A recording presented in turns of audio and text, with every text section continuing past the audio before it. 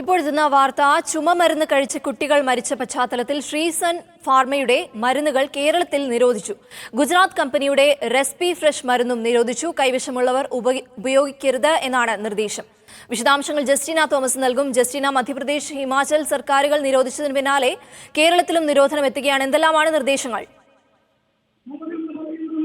ശ്രീസൻ ഫാർമസ്യൂട്ടിക്കൽസിന്റെ ഒരു മരുന്നും സംസ്ഥാനത്ത് വിൽക്കാൻ പാടില്ല എന്നുള്ളതാണ് ഇപ്പോൾ ഡ്രഗ്സ് കൺട്രോൾ വിഭാഗം നൽകിയിരിക്കുന്ന നിർദ്ദേശം.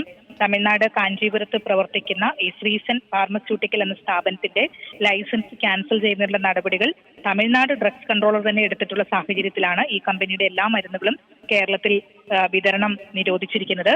ഇത് കൂടാതെ ഗുജറാത്തിലെ റെഡ്നെക്സ് ഫാർമസ്യൂട്ടിക്കൽസ് പ്രൈവറ്റ് ലിമിറ്റഡിന്റെ അഹമ്മദാബാദ് നിർമ്മിച്ച റെസ്പി ഫ്രഷ് എന്ന മരുന്ന് കൂടി ഈ രീതിയിൽ ഗുണനിലവാരം ഇല്ല എന്നുള്ളത് ഗുജറാത്ത് ഡ്രഗ്സ് കൺട്രോളർ തന്നെ അറിയിച്ചിരിക്കുന്ന സാഹചര്യത്തിൽ സംസ്ഥാനത്ത് ഈ മരുന്നിന്റെ വിതരണവും വിൽപ്പനയും നിരോധിച്ചിട്ടുണ്ട്.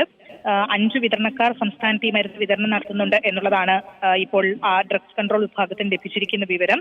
അവർക്ക് മരുന്ന് വിതരണം നിർത്തിവെക്കാൻ നിർദ്ദേശം നൽകിയിട്ടുണ്ട്. അതുപോലെ തന്നെ ഈ മരുന്ന് ഇപ്പോൾ ആരെങ്കിലുമൊക്കെ വാങ്ങിയിട്ടുണ്ടെങ്കിൽ അത് ഉപയോഗിക്കരുത് എന്നുകൂടി ഇപ്പോൾ സംസ്ഥാന ആരോഗ്യ വകുപ്പ് നിർദ്ദേശിക്കുന്നുണ്ട്. സർക്കാർ ആശുപത്രികൾ വഴി നിലവിൽ ഈ മരുന്നുകൾ വിതരണം ചെയ്യുന്നില്ല. പക്ഷേ അതേസമയം തന്നെ സംസ്ഥാനത്ത് മെഡിക്കൽ സ്റ്റോറുകളും മറ്റും വഴി ഈ മരുന്നിന്റെ വിതരണം നടക്കുന്നുണ്ട്.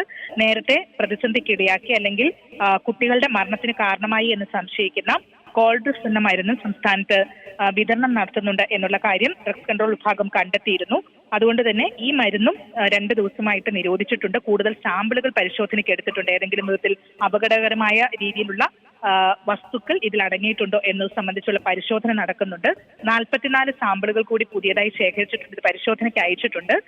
ഒരു കാരണവശാലും ഈ 2 മരുന്നുകൾ ഉപയോഗിക്കാൻ പാടില്ല എന്നുള്ളതാണ് ഇപ്പോൾ നൽകിയിരിക്കുന്ന നിർദ്ദേശം. അത് ശ്രീസൻ ഫാർമസ്യൂട്ടിക്കൽസിന്റെ കപ്പ് സിറപ്പ് മാത്രമല്ല, ഇവർ നിർമ്മിക്കുന്ന എല്ലാ മരുന്നുകളും സംസ്ഥാനത്ത് വിൽക്കാൻ പാടില്ല എന്നുള്ളതാണ് ഇപ്പോൾ നിർദ്ദേശം നൽകിയിരിക്കുന്നത്.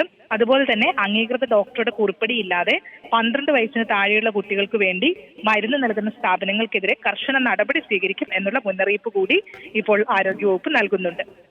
അതാണ് ചുമമരുന്ന് കഴിച്ച് കുട്ടികൾ മരിച്ച പശ്ചാത്തലത്തിലാണ് ശ്രീസൻ ഫാർമയുടെ മരുന്നുകൾ പൂർണ്ണമായും കേരളത്തിൽ നിരോധിച്ചിരിക്കുന്നത്. ഒപ്പം ഗുജറാത്ത് കമ്പനിയുടെ റെസ്പി ഫ്രഷ് മരുന്നും നിരോധിച്ചിരിക്കുകയാണ്. വിശദാംശങ്ങളാണ് ജസ്റ്റിന തോമസ് നൽകിയത്.